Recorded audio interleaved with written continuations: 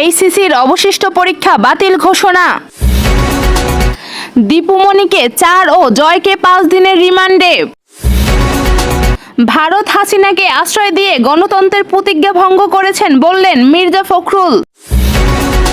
সর্বশেষ আরও জানিয়ে দিচ্ছি, কাজে ফিরছেন কর্মীরা, রোববার থেকে চলবে মেট্রো রেল। এতক্ষণ শুনছিলেন সংবাদ শিরোনাম, এবার বিস্তারিত। তার আগে বন্ধুরা, আপনারা কে কোন জেলা থেকে দেখছেন অবশ্যই কমেন্ট করে জানাবেন। দেশি বিদেশি নিত্য নতুন সংবাদ পেতে অবশ্যই আমাদের চ্যানেলটি সাবস্ক্রাইব করবেন। ধন্যবাদ। এখন থাকছে বিস্তারিত। বর্তমান পরিস্থিতিতে চলমান এসএসসি ও সমমানের অবশিষ্ট পরীক্ষা বাতিল করা হয়েছে, তবে পরীক্ষার ফলাফল কিভাবে হবে তা পরে সিদ্ধান্ত নেওয়া হবে। মঙ্গলবার ঢাকা বোর্ডের চেয়ারম্যান তপন কুমার সরকার সাংবাদিকদের এসব তথ্য জানিয়েছেন। এর আগে এসএসসির ফলাফলের সঙ্গে সমন্বয় করে এইচএসসির ফলাফল প্রকাশের দাবিতে সচিবালয়ে বিক্ষোভ করেন এইচএসসির শিক্ষার্থীরা। সকাল থেকে সচিবালয়ে শিক্ষা মন্ত্রণালয়ের সামনে জড়ো হন তারা। দুপুরের দিকে স্লোগান দিতে দিতে সচিবালয়ে ঢুকে পড়েন শিক্ষার্থীরা। তারা জানান, বন্যা, কোঠা সংস্কার সহ নানা কারণে গত 5 মাস ধরে পরীক্ষার মধ্যে আছে। এছাড়াও কোঠা সমন্বয় ও সরকার পতনের এক দফা আন্দোলনের অনেক পরীক্ষার্থী নিহত ও আহত হয়েছেন, অনেকেই হাসপাতালে ভর্তি। এমন পরিস্থিতিতে বারবার পরীক্ষার পেছানোর ফলে মানসিকভাবে ভেঙে পড়ছেন শিক্ষার্থীরা। তাই আহতদের রেখে এবছর আর পরীক্ষা দিতে চান না তারা। এছাড়া তাদের এসএসসি ফলাফলের সঙ্গে সমন্বয় করে দ্রুত এইচএসসির ফলাফল প্রকাশের দাবি জানান তারা। বৈষম্য বিরোধী আন্দোলনে ছাত্র জনতার মিছিলে নির্বাচন গুলিবর্ষণের রাজধানী মোহাম্মদপুরে মুদি দোকানে আবু সাঈদ হত্যা মামলায় গ্রেপ্তার আওয়ামী লীগের কেন্দ্রীয় কমিটির যুগ্ম সাধারণ সম্পাদক ও সাবেক সমাজ কল্যাণ মন্ত্রী ডাক্তার দীপুমণির 4 দিন এবং সাবেক ক্রীড়া উপমন্ত্রী আরিফ খান জয়ের 5 দিনের রিমান্ড মঞ্জুর করেছে আদালত। মঙ্গলবার 20 আগস্ট মামলার সুষ্ঠু তদন্তের স্বার্থে তাদের 10 দিনের রিমান্ডে নিতে আবেদন করেন তদন্ত কর্মকর্তা মোহাম্মদপুর থানার পরিদর্শক তোফাজ্জল হোসেন। শুনানি শেষে ঢাকার অতিরিক্ত চিফ মেট্রোপলিটন ম্যাজিস্ট্রেট সুলতান সোহাগ উদ্দিনের আদালতে তাদের রিমান্ড মঞ্জুর করা হয়। জানা যায়, গত 13 আগস্ট ঢাকার মেট্রোপলিটন ম্যাজিস্ট্রেট রাজেশ চৌধুরী আদালতে SM আমির হামজা নামে এক ব্যক্তি মামলার আবেদন করেন। পরবর্তী সময়ে আদালতে অভিযোগটি এজাহার হিসাবে গ্রহণ করা হয়। মোহাম্মদপুর থানার অফিসার্স ইনচার্জকে নির্দেশ দেওয়া হয়, সচেতন নাগরিক হিসেবে একজন নিরীহ নাগরিক হত্যার বিচার চেয়ে মামলা করেছেন বলে জানায় এক ব্যবসায়ী। মামলায় অন্য আসামিরা হলেন সাবেক পরিবহন ও সেতুমন্ত্রী ওবায়দুল কাদের, স্বরাষ্ট্রমন্ত্রী আসাদুজ্জামান খান কামাল, সাবেক IGP Abdullah Al Mamun, DMP commissioner Habibur Rahman, অতিরিক্ত কমিশনার হারুন আর রশিদ ও যুগ্ম মহাকমিশনার বিপ্লব কুমার। মামলার অভিযোগে বলা হয়েছে, সম্প্রতি সরকারি চাকরিতে কোঠা সংস্কার আন্দোলনে হাজার হাজার ছাত্র জনতার মিছিল সমাবেশ করেছে। শান্তিপূর্ণ মিছিলে দেশের বিভিন্ন এলাকায় নির্বিচারে গুলি চালানো হয়।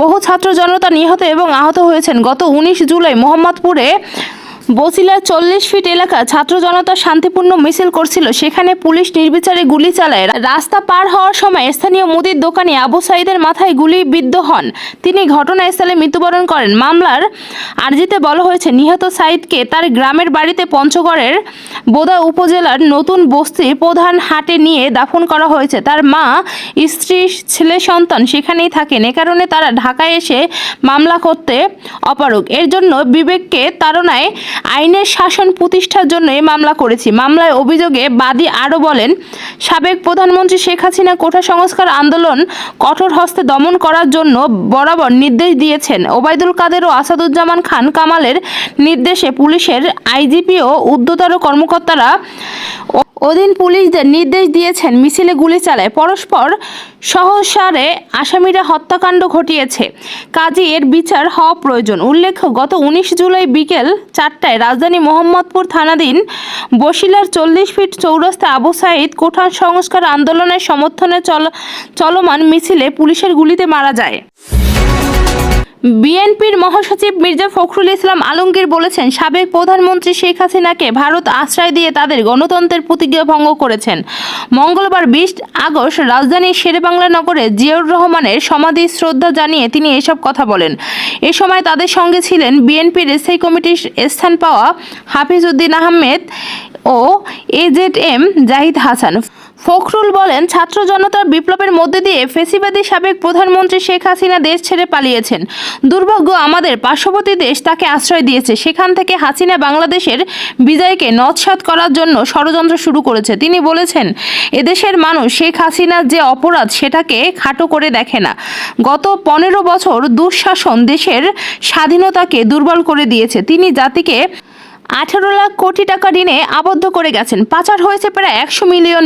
মির্জা ফখরুল ইসলাম বলেন, ভারতের কাছে অনুরোধ করব, আপনারা আইনের প্রতি শ্রদ্ধাশীল হয়ে অপরাধীকে বাংলাদেশের সরকারের কাছে তুলে দিন। নির্বাচন নিয়ে মির্জা ফখরুল বলেন, এই সরকার ছাত্র জনতার গণ অভ্যুত্থানের একটি সরকার। তাদের প্রধান কাজ নির্বাচনের মাধ্যমে একটি গণতান্ত্রিক সরকারের কাছে ক্ষমতা হস্তান্তর করা।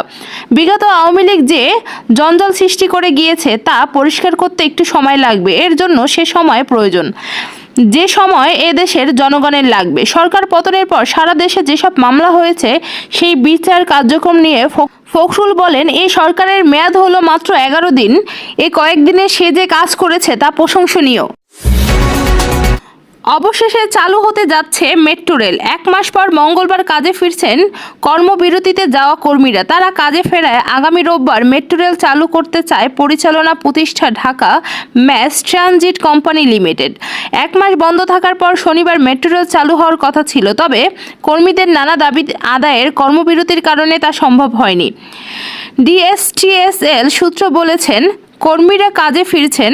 আগামী 4-5 দিনের মধ্যে মেট্রো রেল চালু করার চেষ্টা করছি। তবে আন্দোলনকে কেন্দ্র করে সৃষ্টি সহিংসতা ক্ষতিগ্রস্ত মেট্রো রেলের কাজীপাড়া ও মিরপুর 10 স্টেশনের 2টি স্টেশন বন্ধ থাকবে। গত 18 জুলাই কোঠা সংস্কার আন্দোলনের অংশ হিসেবে কমপ্লিট শাটডাউন কর্মসূচি চলাকালে রাজধানী মিরপুর 10 নম্বরের গোলচত্বর থাকা পুলিশ বক্সে আগুন ধরিয়ে দেয় এবং বিক্ষুব্ধ আন্দোলনকারীরা। আগুনের কালো ধোঁয়া মেট্রো রেল পর্যন্ত ছড়িয়ে পড়ে। জননিরাপত্তার স্বার্থে ওই দিন বিকেল 5:30টায় মেট্রো রেল বন্ধ করে দেওয়া হয়। পরদিন 19 জুলাই সাপ্তাহিক ছুটির দিন মেট্রো রেল বন্ধ ছিল। ওই দিন বিকেলে দুর্বৃত্তদের হামলায় মেট্রো রেলের কাজীপাড়া ও মিরপুর 10 নম্বর স্টেশনের ব্যাপক ক্ষতিগ্রস্ত হয়। এরপর থেকে মেট্রো রেল বন্ধ হয়েছে। 11ই আগস্ট সড়ক পরিবহন মন্ত্রণালয় থেকে বলা হয় 17ই আগস্ট মেট্রো রেল চলবে। সে অনুযায়ী প্রস্তুতি নেওয়া হচ্ছিল। তবে ডিএমটিসিএল এর 10 থেকে 20তম গ্রেডের কর্মচারীদের কর্মবিরতির কারণে ওই দিন মেট্রো রেল চলাচল সম্ভব হয়নি। গত 8 আগস্ট মেট্রো রেলের উত্তরা ডিপোর সামনে এক মানববন্ধনে ডিএমটিসিএল এর 10 থেকে 20তম গ্রেড পর্যায়ে 700-রও বেশি কর্মচারী 6 দফা দাবি আদায়ের সর্বাত্মক কর্মবিরতি ঘোষণা করেন। তবে 6 আগস্ট থেকে তারা বেতন বৃদ্ধি সহ কয়েকটি দাবি জানিয়ে আসছিলেন। মানববন্ধনের পরে কয়েকদিন দফা মিটিংয়ের মাধ্যমে তাদের দাবি মেনে নেওয়া হয় এবং কাজে যোগদানে অনুরোধ করেন কর্তৃপক্ষ।